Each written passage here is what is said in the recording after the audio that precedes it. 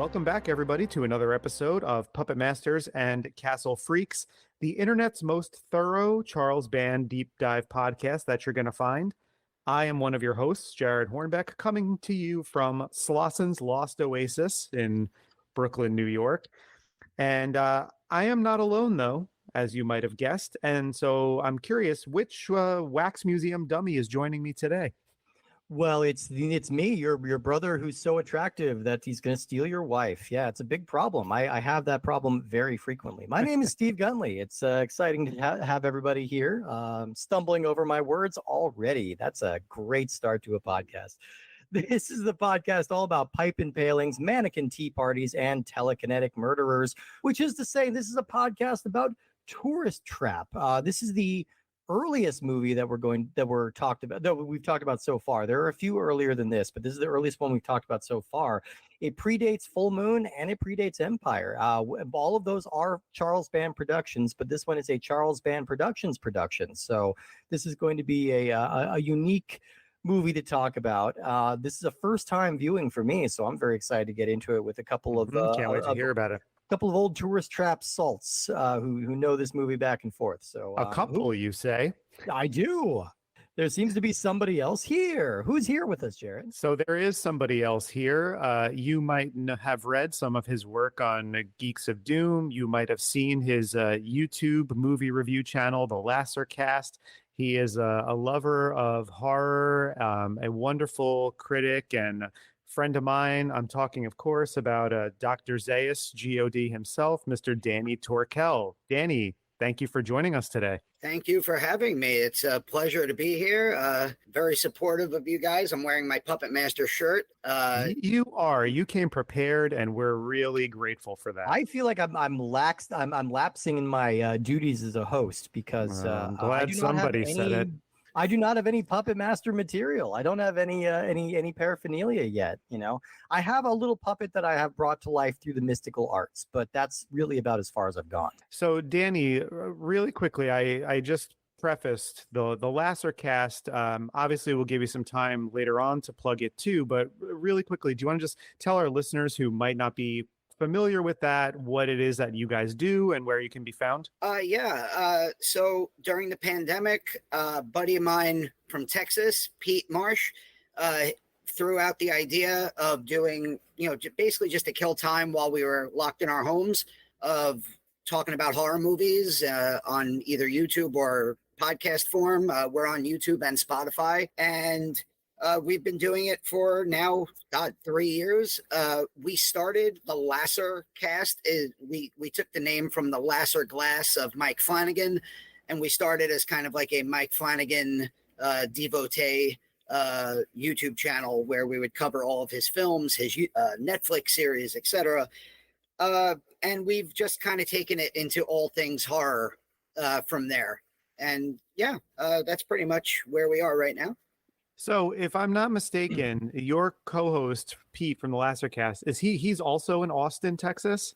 He is, yes. I've actually never met him in person. He's he's like a friend through Facebook who I was friends with my friends. He was a native New Yorker. He moved down to Texas years ago, and we connected through social media. So it's so funny how we've got a Brooklyn, Austin, Texas connection for both shows.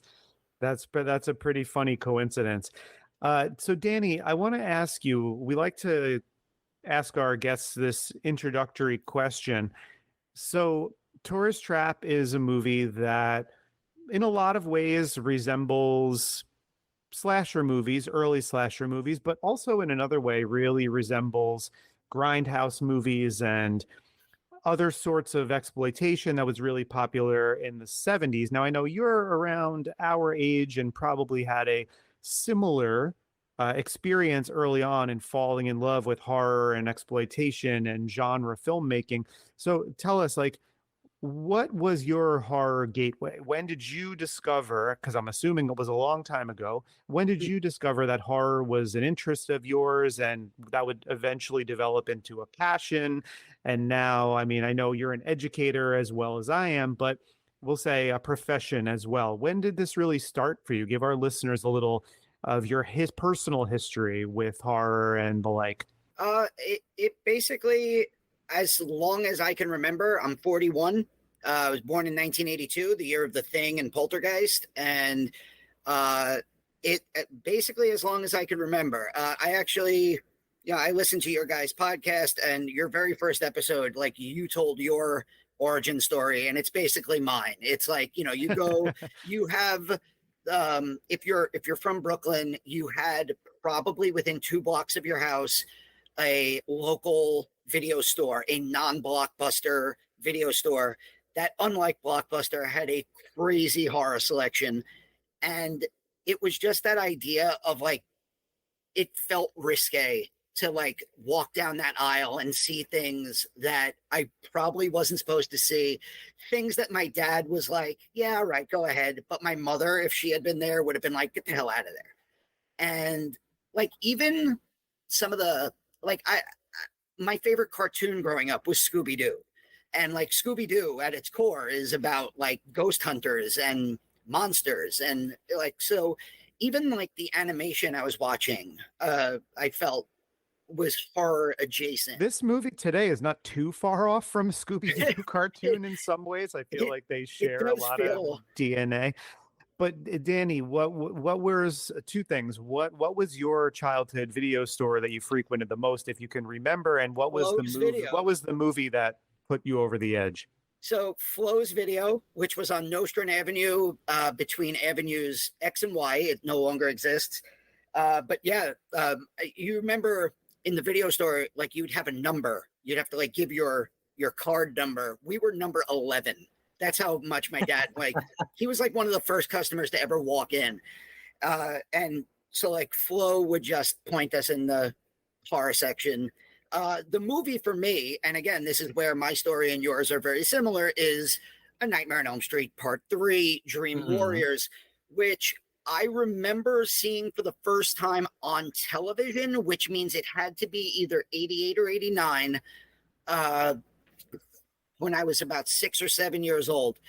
And I have such vivid memories of the stop motion animation of like Skeleton Freddy in the junkyard and him stabbing Nancy at the end, like spoiler alert for a movie that came out in 1987. And those memories, like I remember going to school the next day and like I couldn't wait to talk about Freddy Krueger and A Nightmare on Elm Street and just this amazing thing that I had somehow been allowed to watch in a house that only had one television and no cable.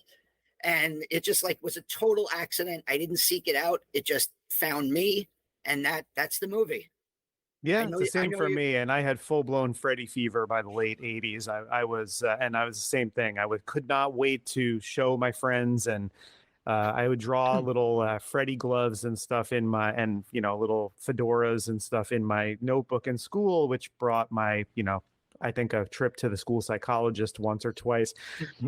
So yeah, Danny, I know our stories are very similar, and so, but I just wanted to hear you tell our listeners about, being the New York City kids discovering horror movies around the same time.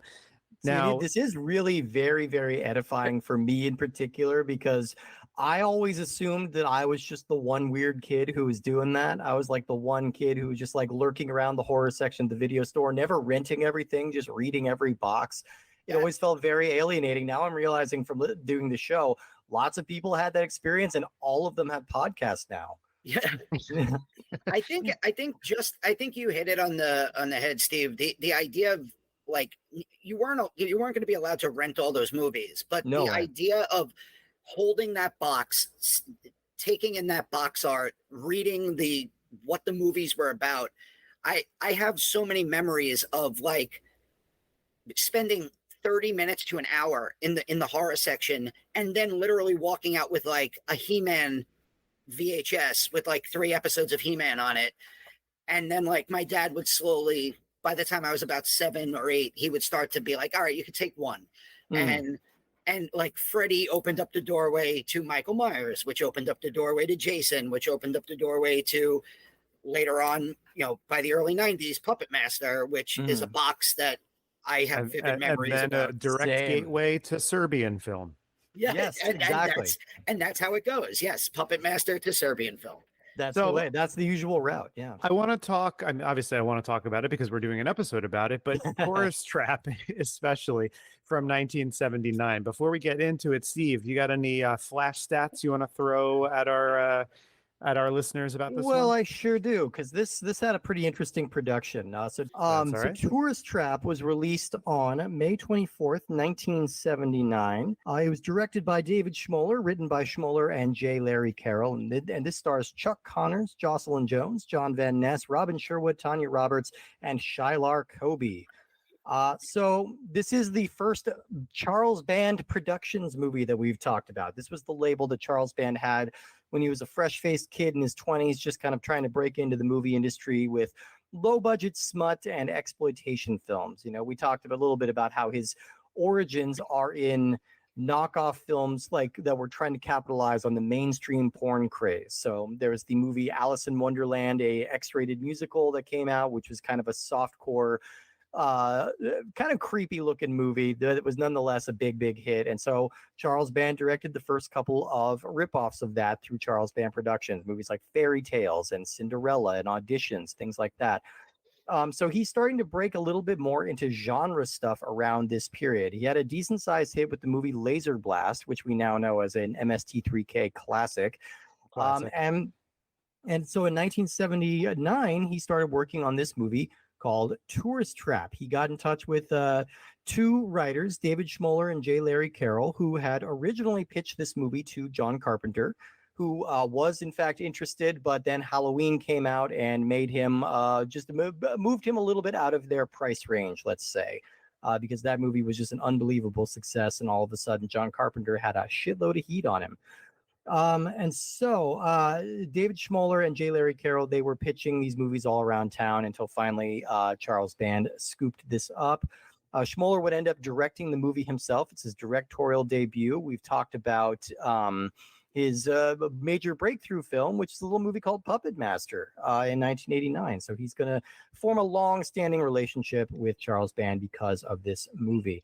Now, the original movie that they were developing was really more of a straightforward slasher film.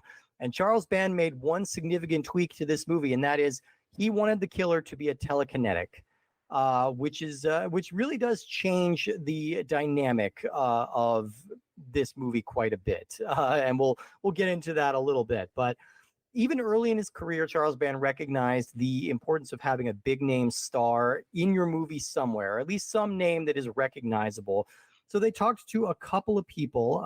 Firstly, they were looking at Jack Palance, who did ultimately pass, although you have to imagine that would have been a pretty great fit for Jack Palance around this time. They also talked to Gig Young. Now, if you're not familiar with the mythology behind Gig Young, he's an Oscar-winning character actor. He did movies like Teacher's Pet, They Shoot Horses, Don't They? And he died in 1978 in a really horrible murder-suicide. Gig Young killed his wife and then killed himself. So he was not available, let's say. Really tragic, horrible story. Not available. Yeah. But luckily they did strike upon Chuck Connors in the role. Now, Chuck Connors is an interesting dude, 6'5", a former professional athlete, and not just a one-sport professional athlete. He was a professional baseball player for the Dodgers and the Cubs, and he was also a professional basketball player for the Boston Celtics. So one of the rare multi-hyphenate athletes. Once his career ended, he moved on to television, where he landed the lead role in a hit show called The Rifleman, which ran from 1958 to 1963. And then he continued to be a B-movie staple until his death in 1992. At the time that he was cast in this, he was fresh off of a prominent supporting role in Roots, which remains the highest rated miniseries of all time. So he was pretty fresh in viewers' minds when this came out. He is a fascinating dude also because, like you said, a multi-sport professional athlete and an actor. But he also, the Rifleman, you think of him as this rural presence. And this movie, he sort of got that like hulking hillbilly energy about him in the way that he talks. you would never think in a million years this man, born and raised in Brooklyn, New York. Yeah. Which I think you would not guess. He's one of those guys that just looks like they were carved out of granite, you know. He's got a great chin. He's got a gigantic mouth. He just looks like this big. He's capable of conveying a lot of menace and a lot of warmth at the same time, which is pretty cool. The other noteworthy actor in this, although she wasn't noteworthy at the time, is Tanya Roberts. Tanya Roberts would go on to be a fairly big star in the 80s. She would join the cast of Charlie's Angels for the final season in 1980, 1981. A few years after that, she would star in Beastmaster and Sheena, Queen of the Jungle, both a couple of movies that require her to be in very small loincloths for the entire running time. She got to be a little bit more dressed when she played a Bond girl in 1985's A View to a Kill, the very final Roger Moore movie. And then she had kind of a latter-day career resurgence thanks to That 70s Show. She had a recurring role as Laura Prepont's mom on that show, where she was very funny, I thought. Like she showed some comedic chops. That wispy voice is the thing. Wispy voice. That's what made me remember who Tanya Roberts was, because I was a little too young for Charlie's Angels and to know who she was from this or any stardom that came right after it. But I remember when That 70s Show came out, I think one of my parents being like, oh, that's Tanya Roberts. It makes sense that she would be cast in this because in the late 70s, she was, became pretty popular. And then, she did Don Coscarelli's Beastmaster. I love to point out that that's Don Coscarelli movie because I actually did not know that. I haven't seen that movie. Yeah, it's a fun one as far as those sword and sandal-y type movies go.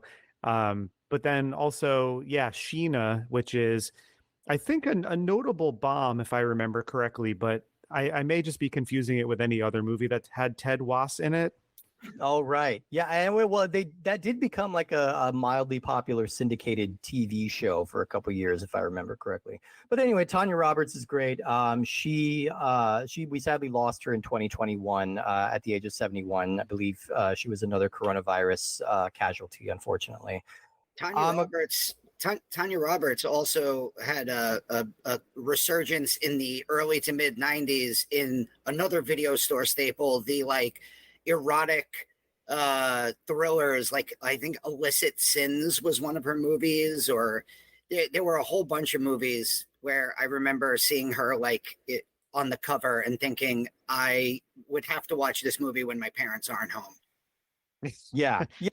She has that kind of vibe. Yeah, she's a very strikingly beautiful woman in this movie in particular. I was just going to say the word striking, and I think it's no surprise to anyone that she would land a big, television role. And obviously with Charlie's Angels, the point is to bring in the most conventionally beautiful women you can find to play these parts if you're going to be like a Cheryl Ladd or a Shelley Hack or a Farrah Fawcett type. And I mean, she has that kind of star-making presence, because I feel like somebody who is, let's say, 22 years old, maybe is one of our listeners on the younger side, who decides, I'm going to watch Tourist Trap because I'm listening to the episode, you're probably going to have the reaction of like, wow, that lady is hot when she is on screen. She's the very beautiful eyes in particular. Yeah, you just always kind of remember her. Yeah, she's great. And we also get a couple of other, like Linnea Quigley, who we've talked about in the past. She has a cameo in this. It's not even a cameo because it's pre-fame for her. She's playing one of the mannequins, and I was not clear which one, but she is a mannequin in this, as is Richard Band, the composer and brother of Charles Band. And then one name in the credits is Shylar Kobe, and this is the actor who plays Davy, and I'm doing air quotes that our audience can't see, but we need to specify that because Davy is not a real person. Shylar Kobe is not a real person. Shylar and Kobe are the names of David Schmoller's two children, and so he put that together as a way to kind of throw people off the trail of who the real killer is in this movie, which I'm going to go ahead and spoil it, assuming that everybody has watched the movie or is understands that we're going to be talking about it. But if Chuck you haven't, pause it now. Yes, Chuck Connors does play both Davy and Slauson in this movie. He's doing doing a psycho thing. This is as good a place as any, I think, to get into some of the plot of the movie, because that is a noble effort to to make up a fake credit to try to throw your audience off the trail of who might the killer in this mystery be. However, your audience would have to be about 4 years old to not recognize from the very beginning who the killer is in this movie. I mean, I'm going to say a lot of really nice things about this movie as it goes on. One knock I will make is that this is not much of a mystery. No. Oh, no, not so much. Yeah, which is fine, because you still have the mystery of, I would say the mystery isn't so much in who the killer is. It's more in, I was under the impression that this whole thing was going to turn out to be an elaborate prank. That was kind April of Fool's Day style. Exactly. That was the direction I thought this was going in, because I thought the reveal was going to be that this little tourist trap out here in the middle of nowhere, like that's their stock in trade, is that they're going to make you, they're basically like a haunted house that you don't realize is a haunted house. I thought that was going to be kind of the twist. And no, that's not the twist. No, everything's real. It's just a psychic hillbilly who makes mannequins and kills everybody. And that's great. I love that. I want to talk about the cold open of this movie. I believe it's the scene with Woody, the character. Yes. This is a terrific scene. Really fantastic. I think this is such a gripping way to start this movie. I think what I love about it, and I've really tried hard so far in the run of this show to stay away from superlatives. I think one of the things we've tried to do is not just sit there and go, this movie's great, this movie sucks. Like we want to kind of approach everything analytically with some historical context and some information. And obviously our opinions do come out just naturally in conversation, but this is a film I really like. And this opening sequence is one of my favorite, I think, of any horror movies. I just think it's so well executed. I think there are some legitimately effective jump scares in it, which I think is novel for a 1979 movie. I think when I think of Halloween has a couple of amazingly telegraphed jump scares in it. And when you watch that film in a packed house who have never seen it before, you get to see it play out and why they're so effective. But I think the jump scare, really, to me, I associate that more with the slasher movies that would ride the wave of Halloween's success. Yeah. So for me, this one feels early. And what I like about it too is this is like a perfect grindhouse movie in the sense that it's a bunch of people in a somewhat remote setting. Everyone is very 70s. Everything is very sleazy looking, and there's whether it's the film grain and the fashions and the hairstyles, it's just really what I like so much about this is I think Tourist Trap gets lumped in sometimes with 80s slasher movies, but I think right from the get-go you would say, oh no, this thing has more in its DNA closer to Texas Chainsaw Massacre, and that's not an accident. Most of the crew here worked on both, like including Ted Nicolau, who is our editor, working with Charles Bamford one of the very first times, and David Schmoller himself worked on Texas Chainsaw. And like you said, it's not an accident. And this, I agree. This opening sequence is phenomenal, and I think it feeds into something that I think is really interesting about this movie. Correct me if I'm wrong here, because you guys were earlier adopters of this movie than I was. I just watched this for the first time yesterday. This feels like a movie that's had a very slow burning cult following. Like I didn't hear of this movie at all until like maybe 5 years ago, and then I would agree with that. About it. Yeah, I would agree with that. I think Jared, what you said, this movie kind of falls in that weird middle ground between Halloween in '78 and the '80s slasher boom post Friday the 13th in 1980. And because it fell in that kind of middle area, it kind of was lost in the shuffle. This was one of those movies that even, I remember seeing the box for this in the video store, but I didn't see this movie until I'd probably say I was in my mid-20s. This was not a movie I grew up with. This actually, I could tell you exactly when I found this movie. my good friend Chris, who was an original member of the Lasser cast, when House of Wax 2005 came out, the Paris Hilton one, yeah, which is a movie I will vouch for that I love. I will vouch for the last 30 minutes of that movie. Hell yes. Okay. Yeah, well, absolutely. When that movie came out, he was the one. So that was 2005. So again, I was in my early 20s. He said, this movie didn't even feel like a House of Wax remake. It felt like a Tourist Trap remake. And I went, oh, fuck, I've never seen Tourist Trap. I really need to go do that. And that's when I saw Tourist Trap. And then I was like, oh, crap, it does. That House of Wax movie does feel like a Tourist Trap remake. But yeah, this was not a movie like, when I think of like those movies from the late 70s to the early 80s, I think of the John Carpenter films. I think of the slasher movies that came out in the wake of Friday the 13th, everything from The Prowler to, all the sequels. And yeah, Tourist Trap does kind of feel like it got lost in the shuffle there. Oh, there's a reason why it got lost in the shuffle and why it didn't make money and why it wasn't really a hit, although it's been reappraised. This movie is rated PG. So strange. I really thought that was like, I thought my Amazon was giving me incorrect information on that, because this is not a hard R movie. I do agree with that. This is not if the PG-13 rating had existed at this time, I think it would have been a solid PG-13.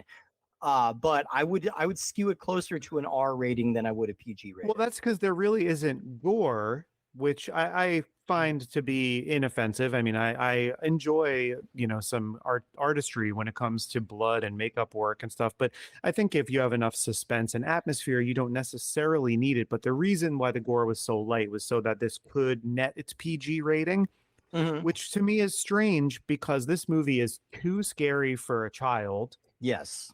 But it's not gory enough or extreme enough to cash in on the Texas Chainsaw Massacre, Last House on the Left, Hills Have Eyes type audience. And I think your Grindhouse audiences had come to expect a little bit more blood and a little bit more unpleasantness. Story itself is very folksy. I know we said before there are times it reminds us of a Scooby-Doo cartoon. Yeah. And so it's sort of it was overlooked and only recently. And so I saw this, Danny, probably around the same time as you, but under different circumstances. I think similarly, I think it was just a movie that's title was brought up in conversation and I wasn't too familiar. Maybe I went to somebody's house that had it on whatever its first DVD release was, but my history with it goes back maybe 15, 18 years. So maybe not quite as long as yours, but it's a movie I've seen multiple times. Like Steve, this was your first watch. This was, I've seen this movie probably about 7 or 8 times. Wow. And yeah, I thoroughly enjoy it, but it is a movie that has been heavily reappraised, particularly I would say in the last decade. I don't really remember this movie being a conversation until somewhat recently. It's almost like the YouTube generation of movie reviewers and people seeking out things to create content unearthed and resurfaced this movie and got it into the collective consciousness, because it was pretty obscure before that. Yeah, I think people are stumbling upon some of the iconography of this movie, especially like the mannequin masks, which are really very distinctive and very creepy. And there is just like there's you guys mentioned like it's kind of a Grindhouse movie. It's also kind of a giallo in a way. It has a very European feel in the way like the audio is recorded and the music in particular. We got to talk about the Pino Donaggio score here. I know he's definitely a favorite of Jared and I. Danny, I assume you're on the Pino Donaggio train as well. Yeah. That's one of the things I noted down was how amazing the score in this movie is. It makes this movie does feel, my biggest criticism is the twist in this movie comes too early. There's like a full 30 plus minutes after you get the reveal that Chuck Connors is Davy. Which in a Charles Band movie, that could be 2 acts. Yeah, exactly. And so what keeps me interested in this movie is the score, because it's so good. It's one of the, I think, probably most underrated horror scores that I could think of.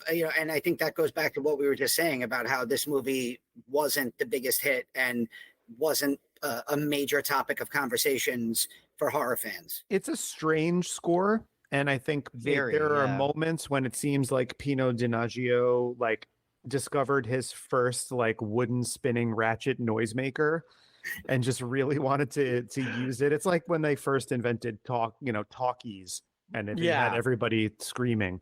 But it was it is a pretty effective score, and it cost them a pretty penny. It's like a sixth of the budget. $50,000 of a $350,000 or $300,000 budget or something was spent on getting Pino Donaggio for this score. And Irwin Yablon. So it should be pointed out that similar to Halloween, which we've mentioned already, this was a distributed by Compass International. So we've got Irwin Yablons here, who actually tried to blame the Pino Donaggio score for why this movie wasn't successful. Wow. Well, it is very distinctive. Like I think Pino Donaggio's skill, especially with this score, is the ability to make something that seems almost like childlike or silly, and then shoot it through with a lot of genuine menace. Like you hear the first couple of notes that come up over the credits are really discordant and really jarring. It's just the last possible sounds you would expect to hear in a movie like this.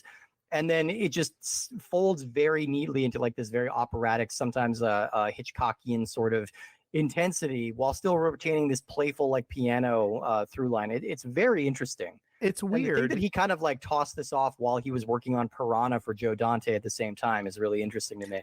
And it's somehow fitting for a movie about mannequins. Mannequins, for me, are a prop in a horror movie that is almost always effective. To me, I feel like my, I don't want to say fear of, because I don't think that's accurate, but I've always noticed mannequins as being a successful trope in terms of being effective horror for me, dating all the way back to when I first saw the Twilight Zone episode, the After Hours, from the first season of the Twilight Zone, which is a horrific little 25 minute piece of fiction about mannequins that come to life, starring Anne Francis. And it's amazing, and it holds up really well. If you're and I've been hearing people talk lately about like people are discovering the Twilight Zone now, and people are watching it for the first time. After Hours episode is one. When I was a kid, it really freaked me out. And there's something about the lifelessness but playfulness, which I think comes across in the score too, that is very fitting for mannequin horror. And I think we can allow for one slight digression here. We'll go to Steve and then to Danny. What are your thoughts on mannequin horror as it is? So I was going to ask you guys about this because I think I might have become inured to the terrifying elements of mannequins by a Canadian kids TV show that I used to watch called Today's Special, which was about after hours at a department store when a little mannequins would come to life and like go on magical adventures. I don't know if anybody else grew up on that show or not, but like maybe that's part of the reason why I was not as creeped out by mannequins, even though in retrospect that show is incredibly creepy. I just pulled up a photo of it from IMDb, and you are not wrong. It is incredibly creepy looking. It didn't freak me out at the time, but it probably would now. Danny, what about you? After Hours, Twilight Zone. Twilight Zone is one of those things that growing up, it was one of the reasons I looked forward to New Year's and Thanksgiving and 4th of July, any of those holidays where we got to do the big marathons. I also saw Maniac at way too young an age. And so that movie definitely played into the uneasiness with mannequins. The mannequins in this movie in particular are uniquely terrifying. Well, I want to make the Maniac connection in that I feel like Davy's mask just makes him kind of look like Joe Spinell. Yeah, a little bit. Yeah. Hey, what are you gonna do? Yeah, but I mean, yeah. Go ahead. I was just there's at least 3 or 4 different like unique mannequins in this film that on their own could go on like DVD boxes or Blu-ray boxes to like just inspire somebody, a horror fan, to buy this movie if they've never seen it, like a cold buy, because there's the one right at the very beginning. Then you have obviously the mask that Davy wears, that mannequin in itself. There is that. There's a lot of creepiness that comes from mannequins. Like I even remember, I think it was Wishmaster, where there's a scene in Wishmaster where Andrew Divoff's Jin turns a woman into a mannequin because she says, "I want to be beautiful forever," and like that stuck with me. Like, yeah, that was like 97, I think. Yeah, I think this also explains why I have a lifelong fear of Kim Cattrall. Yeah, understandable. For me, it was Porky's that did that, but still, yeah. But yeah, I mean, the plot here is pretty simple, and you can tell that the psychic telekinetic element of this movie was tacked on a little bit, because while it does change a lot of the dynamic of the kills and makes kind of like a creepier haunted house sort of movie, it's never addressed directly in the plot. Really what we're getting is kind of a Psycho knockoff, where a guy adopts these split personalities, and one of them is a killer and he's operating kind of independently of the other one, you know, but they're all still occupying the same body. But it's a lonely old man who is living in a tourist trap off the highway. The highway has since been diverted, so he doesn't really get any business anymore. And his house is full of these really complex animatronic wax dummies, mannequins, whatever you want to call them. And slowly, well, actually really not that slowly. The movie kind of takes off and running. These teens start dropping dead in mysterious ways, being killed, and in some cases being turned into mannequins themselves. Yeah, so we have the usual bevy of final girls and final boys who are fighting to stay alive, and some of them make it and some of them don't. And there's a really bizarre revelation at the end of the movie about one guy in particular who oh my god, I want to unpack that when we get to it. But yeah, and you kind of know that Jocelyn Jones is going to be your final girl from the very beginning because she's dressed like a Mormon. Yes, yeah. This is the time like when those tropes that we're also very familiar with were still kind of being formed. So it maybe was not as obvious about how this was going to shake out to 1979 audiences. But for us watching it now, it's like, oh yeah, no, we know. She's like the one dressed more conservatively. She's a little more meek. So of course she's going to have to go through this ordeal and come out the other end. She's the one who says that we don't have bathing suits. Exactly. To which the character Eileen then says, "Who needs a bathing suit?" And everyone in 1979 in their cars in the drive-in cheer collectively. There was a great detail that I found about this movie where there was nudity written into the script, and David Schmoller did not bring it up with the actresses because he was too shy. So I rewatching it, I was shocked because I guess it's like a Mandela effect, where I just assumed that all 3 of them I was going to, or at least the 2 of them, the 2 brunettes, I was going to see topless. I don't want to sound like a pervert, but when you see them and they're completely covered up and like they're like using their folded arms to cover their breasts, I was like, wow, Charles Band produced and we're not getting any boobs in this movie. This is interesting. Yeah, apparently the director like finally couched the question to them right before they shot that watering hole scene. They all politely declined, and he immediately backed off. He's just like, "Oh, okay, no, it's all good, it's all good. Just saying, you know, it was written right here, so oh no, we're all good, we're all good, we're all good." I that makes him very appealing to me that he was too shy to bring that up. That's really cute.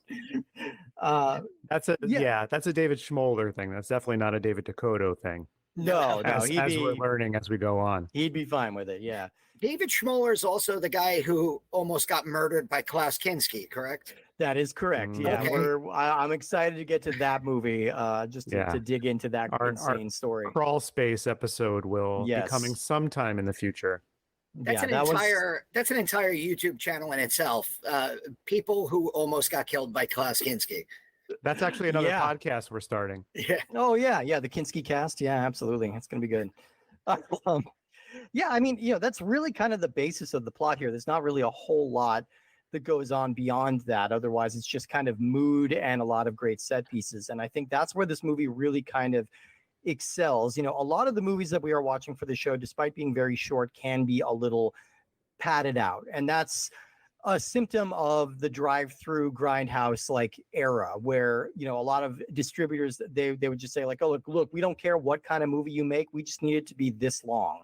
So if you have a script that only takes like 30 minutes, then you still need like another 45 minutes to fill out, so you take a lot of long takes or shots of cars driving down long highways, aka Manos, the Hand of Fate.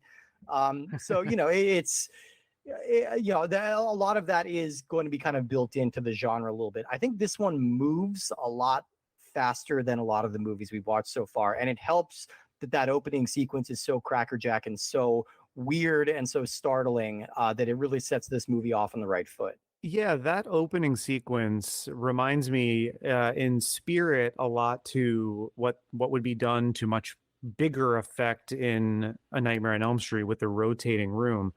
And what they did for Woody here was they actually had him putting his arm through, when his arm is through the door, they had him putting his arm through a hole in the floor.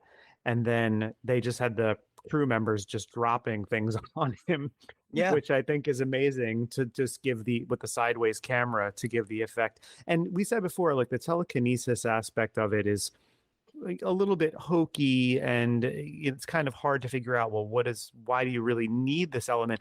You need it for stuff like that, for scenes like that. You need it to have this Native American mannequin throw a knife into the back of Tanya Roberts' head.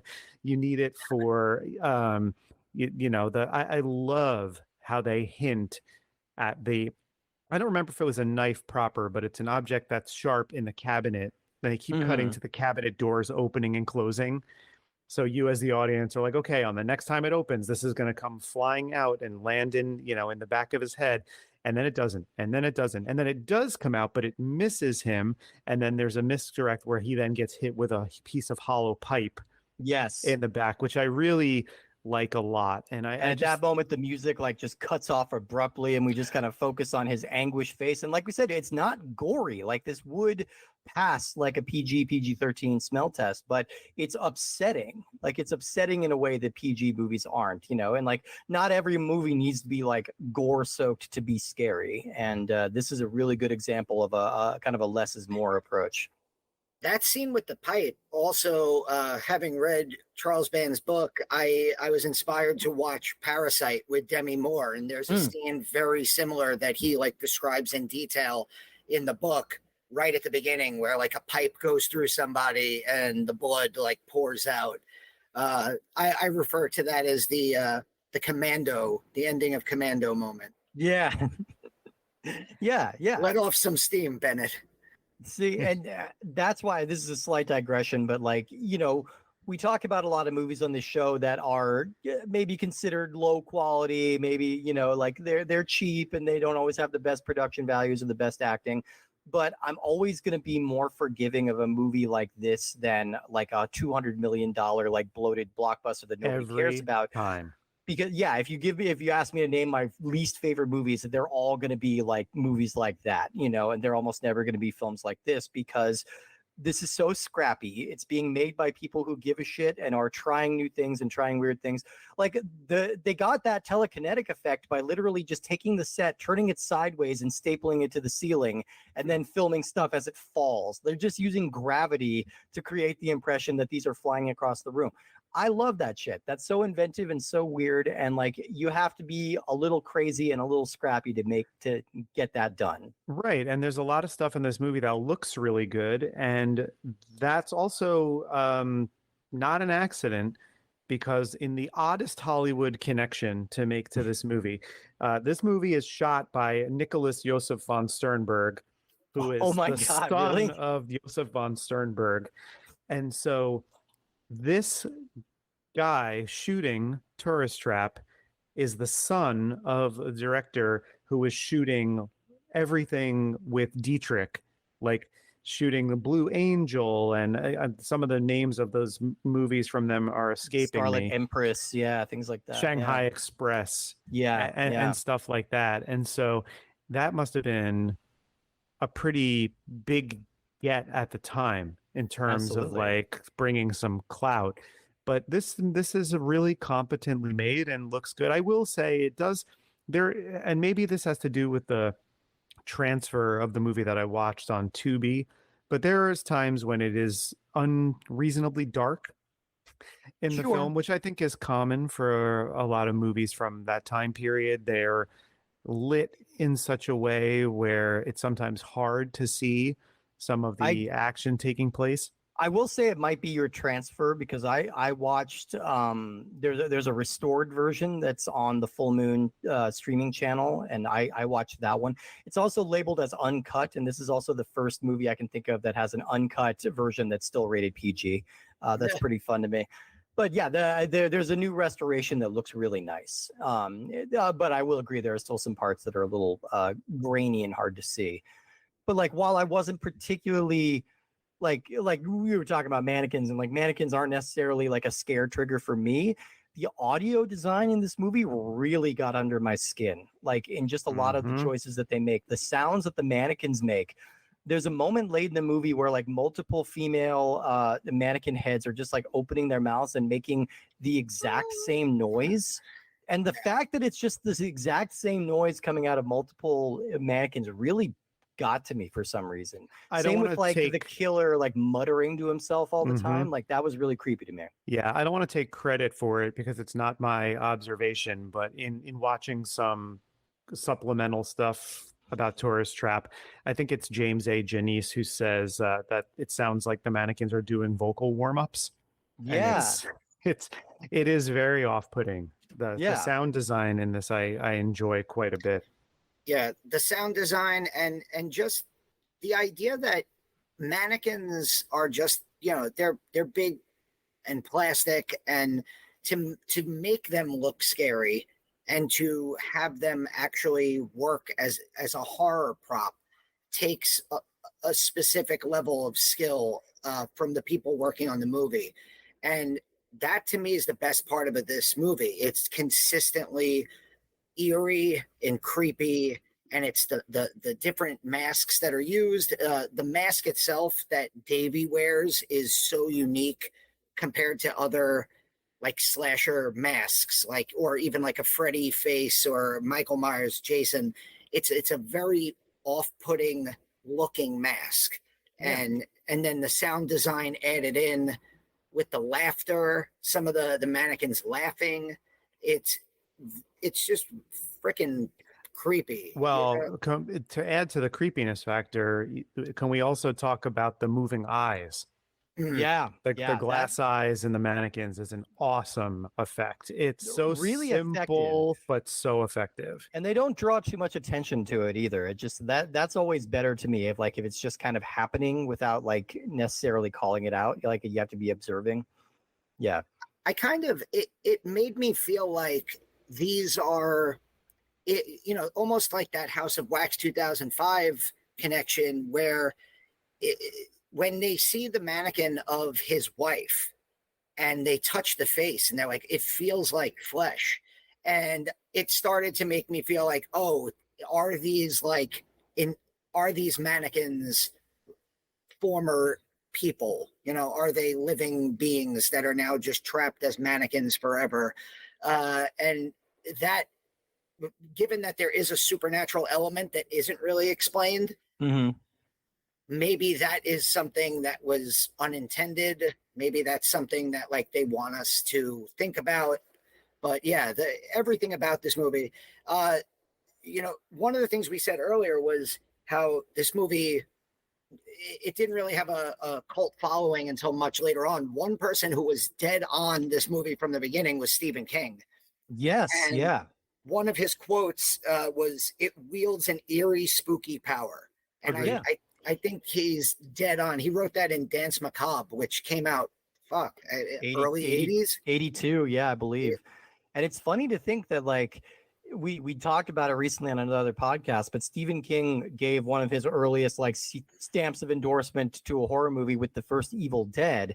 And that endorsement kind of helped that movie find a bigger audience. And it's strange that the same thing didn't happen for Tourist Trap, at least not for a long time. It's Yeah, interesting. because It's an interesting thought exercise to think if this were a hard R with a little more emphasis on gore, but the same elements of the mannequins and the tension and the set pieces, would this have been adopted by horror hounds at the time? It would be interesting to see if it was reviewed differently, if people felt differently about it at the time, because we've said it a few times now. It was dismissed then, and it's interesting to think with a Stephen King recommendation and with some impressive splatter effects, would this have been received differently? Now, let me ask you guys. We're talking about like the lack of splatter, the lack of gore in this movie. This movie features, for me, one of the most terrifying death sequences in any horror movie, and there's no blood at all. The plaster face scene. I had a feeling the plaster face got to me too. Yeah, and there's like, there's always that list of things that we all genuinely fear. It's like, being lit on fire and drowning are like, for most people, those are two of those. And the idea of like having my face covered slowly until I just can't breathe and I'm like suffocating, and to have the friends like chained to the staircase watching this, that to me is such a terrifying moment. And there's no blood in that scene. I can't think of another horror movie death that is bloodless that hits me as hard as that one does. It really is creepy. Death. Yeah. And so there is death here. I was thinking it would be akin to seeing, something like the eye needles in Audition, in terms of like you being like, well, that's something I didn't realize could happen to me. But that's not what results in a death. It does result in a death here, and it's a bloodless death, and it's just akin to another creative way besides drowning or being buried alive to be suffocated. And again, we need to give some props to Chuck Connors for being very, very committed to the bit here, being very creepy. And it was kind of an interesting trend to take like cowboy actors from the 50s and then put them in horror movies. I'm thinking of like Rory Calhoun in Motel Hell, which is a similarly batshit, like terrifying performance. And you got to love that these guys didn't just like show up and take their paycheck and then like Steven Seagal it for the next like hour and a half and just like fucking sit on his ass. He's really committed. Like he's willing to be very creepy and very upsetting in a lot of ways while still like laying on the charm. You just nailed it when you said that. He's creepy and upsetting while laying on the charm. And I didn't really ever think about this before, because I feel like from my own personal perspective, when I hear Chuck Connors, I think of Tourist Trap, because that's kind of the thing I know him best from. But it's really interesting to think of what a piece of stunt casting this was at the time, because if this is 1979 and this is the Rifleman from 20 years earlier, and then somebody who's had a number of television appearances as sort of a, if not lovable, at least a welcome presence, but now you have him in this sinister role. I was racking my brain a little bit to think, like, because they do a couple of things where it's like he is definitely purposefully framed when he's introduced holding his rifle, his Winchester rifle, very intentionally, that your audience, who are, let's say, 25 years old, who remember watching The Rifleman as a little kid, would make that connection. But then I was trying to think, it would almost be, I'm trying to think of an actor that would be the modern day equivalent of that. I've got a good one. I don't know if it's exact one-to-one. This would be like if John Wayne Gacy were played by Richard Karn from Home Improvement. Like I like that one. That's a good one. A big teddy bear of a guy who's doing some really horrifying things. Yeah. Like, I mean, I think, Jared, we were talking a little bit yesterday about Christopher Nolan and like the idea of Robin Williams at the end of his career. He did a number of like really bizarre horror films. 1 Hour Photo, Insomnia. He plays a serial killer. But it's also the idea that, like, at that time, that was the way that horror movies were. If you can get that one classic actor, you know, even Halloween, like Donald Pleasance is not really in Halloween for that much of the runtime, but he's top billed and he's obviously the protagonist in that movie. But then you go to Friday the 13th, you have Betsy Palmer come out as the villain at the end of that movie. You have Farley Granger in The Prowler. You know, what was the movie? Jared, you'll know this. What was the movie that Jack Palance and Martin Landau did where they were escaped convicts with Donald Pleasance also, I think? Oh, Alone in the Dark. Alone in the Dark. Yeah, like that. That was another, I think, 83, where you had a bunch of like big name actors in that. But yeah, I mean, Christopher Lee did Anthony Perkins in Destroyer. There you go. Yeah, yeah. I mean, it really is smart, and it gives these actors a chance to kind of stretch out, you know, and try something a little dark and a little gritty. And I appreciate that they went for it. There's one story I wanted to relate from Charles Band's autobiography about the making of this movie, and how Charles Band learned a lesson that not all money is necessarily good money. When they were trying to finance this movie, one of the actors came to him and said, "Hey, I know a guy. His name is Jim. He's got, you know, a lot of money and he's a big film buff. You might want to go talk to him. I bet he can, like, you know, give us a loan or something like that." So Charles Band unthinkingly just went to this guy and took his money, took quite a bit of his money. And Charles Band being Charles Band, he did not necessarily get back with a specific repayment schedule. And that was making the actor more and more anxious because he kept saying, Jimmy's trying to get his money back. He's really, really insistent that you pay him back as soon as you can. Charles Band continued to ignore those threats until one night he and his wife and daughter were awoken by some loud thumps outside and then found their garage on fire because somebody had thrown a Molotov cocktail at his house. Almost caused a fire in the canyons. And so he immediately found a way to pay the guy back. And he claims that this has made him a lot more cautious about where he accepts money from. He doesn't name any names or make any specific inferences to any specific criminal organizations, but it was clear that he was actually in fear for his life. This is a joke that might age poorly by the time this episode releases, but was it Ron Perlman? He's the first person I'd suspect, yes. Well, really, I don't have too much more on this movie. Do we have any final thoughts about Tourist Trap? So, yeah, I mean, this is, I really like this movie a lot. I've watched it a handful of times. I had accidentally watched both the theatrical cut and the extended cut about 6 months ago, maybe. I let it keep playing on Tubi, and then the extended cut started playing, and I didn't realize. And then all of a sudden, I came back into the room from doing whatever I was doing, and I was like, "Wait a second, didn't I already see this?" And then I sat down and I watched the remainder of the movie and was like, "Wow, is Tourist Trap 3 hours long?" Because I don't remember this being the case.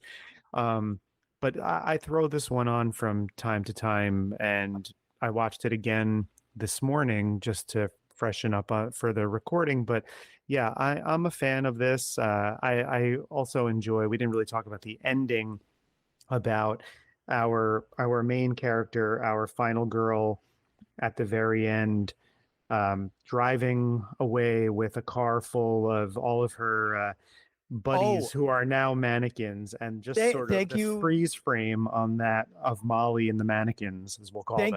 Thank you for bringing this up, because yeah, actually before we do go, I need a little clarity on what the hell happened to Jerry. When did that happen? Was he a dummy the entire time and just didn't know it, or what is going on with Jerry? A wizard did it. Oh, good. Okay. Yeah, that makes sense. Yeah. No, that's a really effective scene. I mean, it's campy and it's easy to see where they pull their punches, but I got some delight always from watching a mannequin arm get pulled out of the sleeve of a human, and then the head twist and go on, Danny. What were you going to say about it? No, that just goes. That's another scene that the first time you see it, that like comes out of nowhere, and it goes back to the idea of like, there's so much that really isn't explained. Like even the telekinesis is kind of just played off in one line when Chuck Connors is like, he doesn't want me to talk about my power, or he doesn't like it when I use my power. And that's it. That's all we get. Yeah. There's no explanation for how this, hillbilly guy with a roadside tourist trap is a telekinetic. And like that scene with Jerry just kind of reiterates my idea that maybe these mannequins were like his victims, and he converted their bodies, almost like the Jared Padalecki scene again. I keep beating the horse. I'm going to end up watching House of Wax 2005 as soon as I'm done talking to you guys. I kept thinking the same thing. I'm like, oh, it might be time for a rewatch on that one. But I also love. I'm sorry. I also love that car driving ending, because it almost feels so sitcomish. And it's literally the ending of Mac and Me. Like there is actually, that too. Yeah, we will be back, blowing a little bubble. Like it's almost the exact same ending. And maybe Jerry falling apart is just like, the final sign that Molly has gone off the deep end, and it's just how she's interpreting him being hacked to pieces by by Slauson. So there's an interpretation there. There's definitely a lot of surrealistic influences in the making of this movie, and that could just be like one more wild touch that they threw on there. Like it doesn't completely make sense, but it is effective, and it's weird, and it stops you in your tracks. It's also highly possible, given Charles Band gave the idea that we are just completely overthinking it, and it was just an idea for a scene on that day. Yeah, they were just like, it makes me think of Marge Simpson. Like, well, is this a good ending, or is this a happy ending, or a sad ending? It's an ending. It's an ending. Yeah, exactly. Yeah, it is like a very sitcom freeze frame. You do expect for a second like a Miller Boyette production to pop up on the screen after that. I want to see Stephen J. Cannell throw his paper behind his head. Yeah. Yeah. Is that the right guy? I'm visualizing. Was that Stephen J. or Stephen Bochco? I think it was Cannell. You're probably right. I'm picturing it right now, and I can't see the. Let's just all agree that there's a dog named Ubu, and it sits, and we say "good dog." Yeah, there we go. Well, thank you everybody for listening. Thank you, Danny, so much for being here and helping to provide some context on this movie. This was a real treat for me to watch for the first time. So we're glad we could have you to offer some expertise here. Yeah, Danny, if you want to let our listeners know, like, where they can find you and anything that you've got coming up that you want to let our listeners know about and plug, feel free. Yeah, appreciate it. So we're the Lassercast. That's LASSERCAST on YouTube and Spotify. We have a couple hundred podcast episodes. And they're all about the filmography of actress Louise Lasser, correct? Yes, that's actually we spent the first year on Blood Rage, and it took us a long time to get over that one. I mean, you can't, you gotta, if you're talking about Mary Hartman, or Butcher Baker, Nightmare Maker, then you've got to spend some time on that, because that is one of my all-time favorite horror movie titles. Not movie, but titles. Yeah. The Lassercast on YouTube and Spotify. We talk about horror movies. We just finished Wes Craven month. We just started a month dedicated to The Exorcist, because David Gordon Green has a new Exorcist film coming out this year. So we have a review of Exorcist 3, and we are about to record some reviews of the Exorcist series that was on Fox and is now streaming on Hulu. We have some cool interviews. We've gotten to interview David Weiner of In Search of Darkness a whole bunch of times. He's a friend of the channel. If you like horror, we cover new stuff. We cover Shudder. We cover classics. And you could find me on Twitter at Dr. Zaius God. The God is for Geeks of Doom. I am not projecting that I am in fact God. But you did. Nor are you claiming that Dr. Zaius is God. Well, no, but you guys did bring up The Simpsons, and the Dr. Zaius that I've gone with since my AOL screen name is from the Planet of the Apes musical episode of The Simpsons. From the musical Stop the Planet of the Apes, I Want to Get Off. Can I play the piano anymore? Of course you can. Well, I couldn't before. I hate every ape I see, from chimpanzee to chimpanzee. Oh man, it's nice when Venn diagrams of interests just really intersect in a big fat meaty center. Hell yes. Danny, thank you again so much for joining us. This Thank was you guys an absolute blast. If you enjoy the show, listening to the show, then jump on to Apple Podcasts or wherever you're listening. Be sure to give us a 5-star rating, and if you're feeling so inclined, drop a nice review in there too.